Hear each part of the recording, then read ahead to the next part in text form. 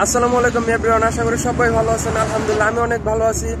আজকে আপনাদের দেখাবো পাহাড়ি রাস্তায় কি কারণে গতি সবসময় নিয়ন্ত্রণে রাখতে হয়, আর কি পাহাড়ি রাস্তায় যারা ট্রাফিকের কাজ করে তারা সবসময় কেন বলে যে গতি সবসময় নিয়ন্ত্রণে রাখুন বা গতি নিয়ন্ত্রণ, এই ধরনের বিষয়ক সাইনবোর্ড সবচেয়ে বেশি দেখা যায়। তো পাহাড়ি রাস্তায় দুর্ঘটনা মানে আপনার সবচেয়ে বেশি প্রাণহানির আশঙ্কা আর মাল সম্পদের অনেক বেশি ক্ষতি। এখন আমি যে জায়গায় আছি এটা হচ্ছে আপনার মক্কা আর তায়েফের মাঝামাঝি একটা জায়গা।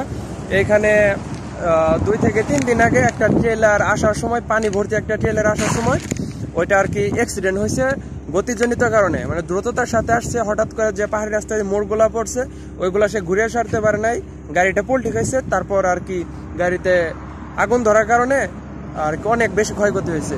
আর কি গাড়িতে কম করে হলো আপনার 1 থেকে 1.5 লাখ রিয়ালের উপরে পানি মজুদ ছিল।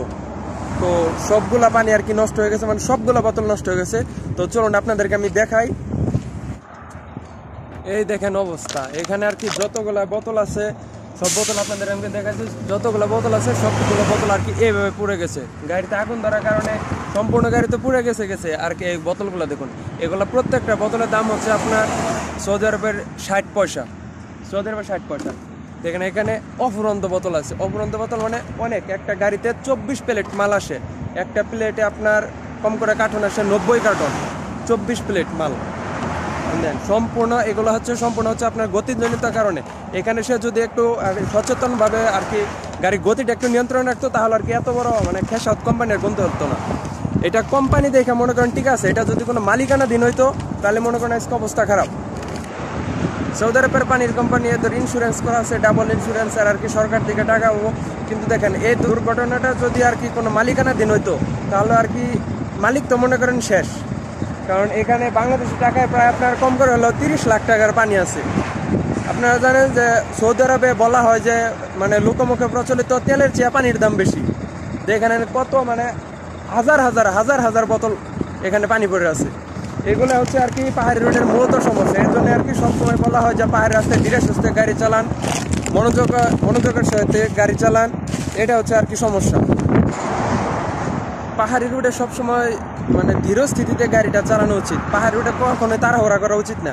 কারণ আপনার দেখা যাচ্ছে পাহাড়ি রোডে অনেক বড় বড় বাঁক থাকে। আপনার এক বাঁকের সাইডে থেকে আপনি কখনোই বুঝতে পারেন না আপনার অপর দিক থেকে কোন গাড়িটা আসতেছে।